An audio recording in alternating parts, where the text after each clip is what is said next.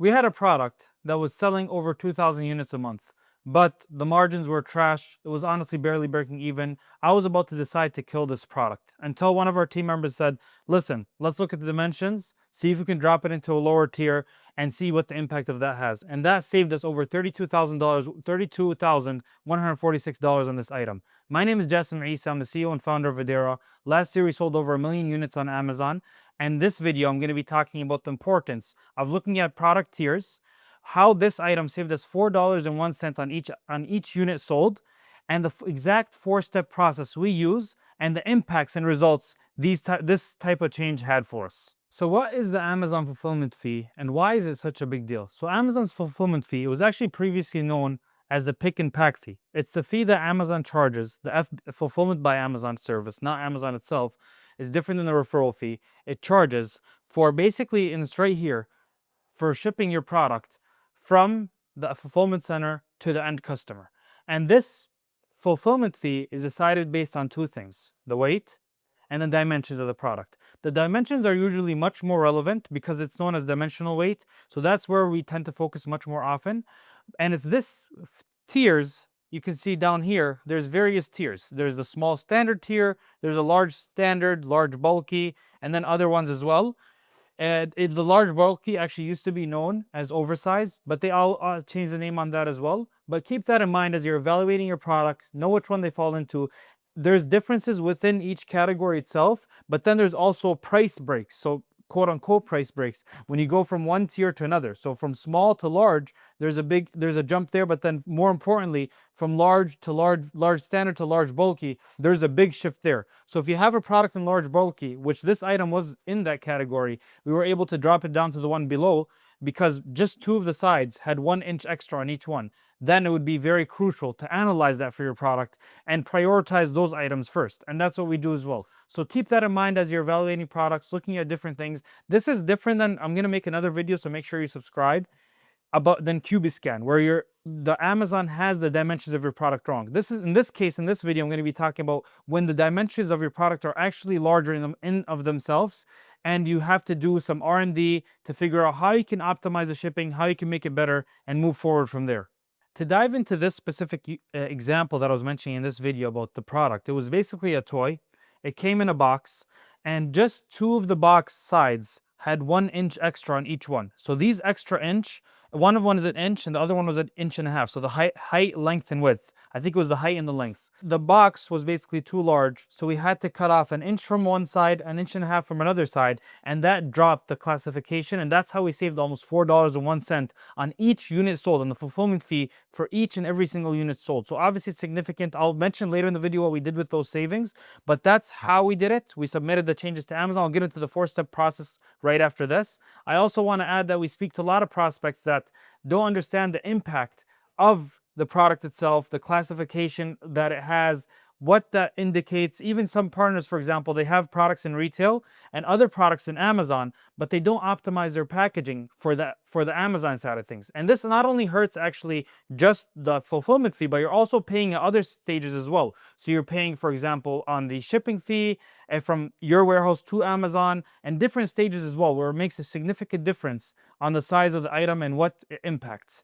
I also wanted to mention it's different than another program called SIPP, ships and product packaging. This is where it's also could be an option, but I'm not going to get into this video specifically. But we also do analysis. If we look at the item, if it's durable, it's not going to be impacted, can we ship it in the original product packaging? You can save another $1.35 on fulfillment fees because Amazon doesn't have to use the box. Your product already comes in a box, but obviously you have to make sure that the product can contain this and it's eligible to be shipped in this manner. Here's our 4-step process for ensuring we're optimizing margin. The first one is we're analyzing every single SKU and running a margin analysis on each one. We're analyzing the fees. We're making sure that we're running the SKU economics on each item. We're comparing it to the general market. We're seeing how if a products are even profitable for us or not. So that's how we found out this item right here, is because our margin was very low. We were breaking even though the velocity was high. There wasn't much room to increase prices because that's where we're positioned. So we flagged it and we had to review it manually and see what's going on. So obviously we're continuously analyzing the fees. We're continuously analyzing the inventory to make sure that everything, what we can do about it basically.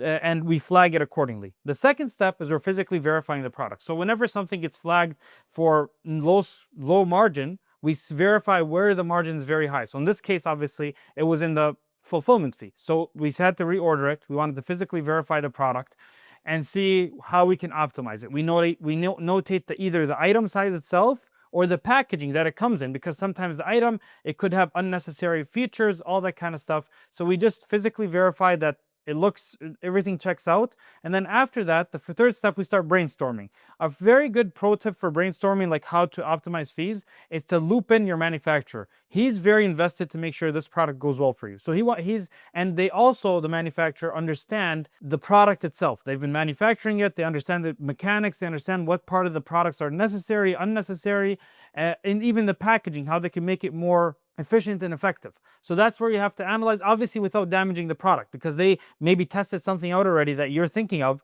that already ruined the past. And then we also loop in obviously other internal stakeholders from different departments and different teams, like what do you think of this product, what do you think of this idea, and we continuously look over it to see what suggestions can be made. And obviously if we come up with something, we can test it out and go forward with that. Once we have these ideas brainstormed, we jump into the fourth step, which is basically implementing the changes, reclassifying the product, and going through it. So before that, we have to obviously order a sample, make sure that everything checks out. We run tests, we ship it out, we make sure that it's 100% still in gift-like condition. But once we do that, we submit the new fees to Amazon, we submit the new tiers, we send pictures, we give the required documentation, they verify it once it arrives at their fulfillment center, of course, and this is how we implemented it for this one. So obviously once the new product packaging arrived, we knocked down to the lower tier. We went from large bulky to large standard. And then that's where we got the $4, almost in a penny, savings on the different tier. Here's a bonus. It's not something we did for this product specifically, but it's a program we're looking into in general. It's known as Amazon SIPP, Amazon Ships and Product Packaging. We actually met the owners of this program at Prosper a few years ago. We're now talking to our logistics team to implement it for more and more products.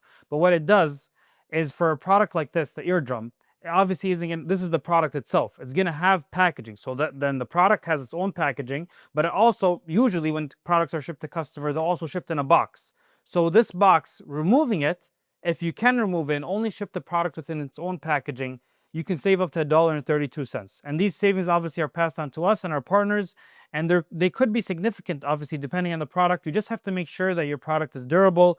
It's not going to get damaged if it's not shipped within a box. It depends on the product type. There's also the environmental benefits of this, obviously using less boxes, and the downstream impact that will have. So that's something that we're actively looking into. We're reevaluating it for all the products that can be legible, and it's something that I advise you to look into for your products. Just again, make sure that they won't get damaged. What impact did this $4 in savings have?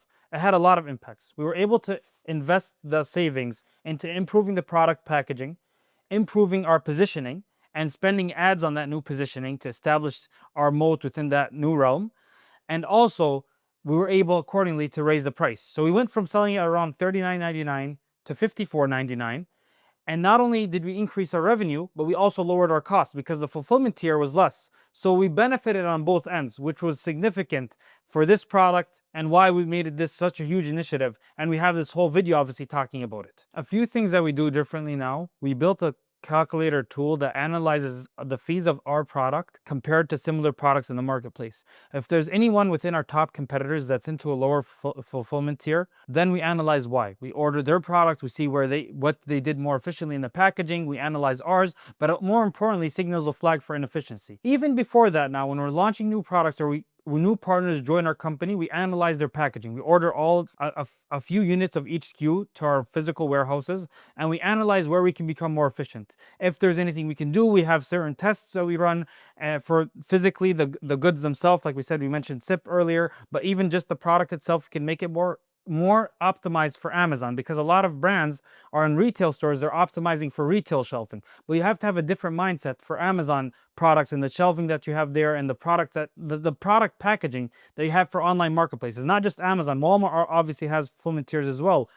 Because they have the Walmart fulfillment center, but even your own warehouse, because when you're shipping UPS and FedEx to customers and D2C, the impacts are the same. So the concept is still the same. You want to optimize for the product packaging to be as good as possible, while obviously still delivering a great quality experience for the customer. So all in all, basically, you have to make sure that you aren't looking things at a surface level. If a product is not working, analyze it more deeply. Try to see where you can optimize, see where you can edit. Don't just look at raising prices. That's very surface level. Look at all the factors, look at all the fees. I actually have a video, you can see it right here, where I talk about Amazon's fees, the hidden ones, the ones unknown. You can go ahead and watch that. And if you need any more help, you can check us out at Voadera, and leave a like and comment and subscribe. If you have any questions, I'll respond to them myself.